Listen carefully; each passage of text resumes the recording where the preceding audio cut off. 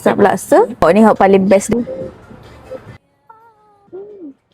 Kita pun tak ada banyak masa dah. Kita nak grab food dekat dengan Nice to see you. Mana?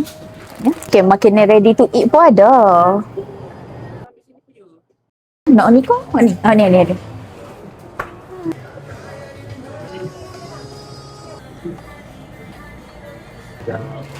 Nak order rasa-rasa raya ni. Macam-macam ada. Sap laksa.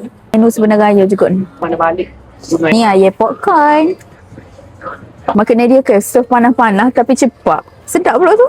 Oh ni hak paling best dekat CU. Mandu. Oh ni hak kimchi.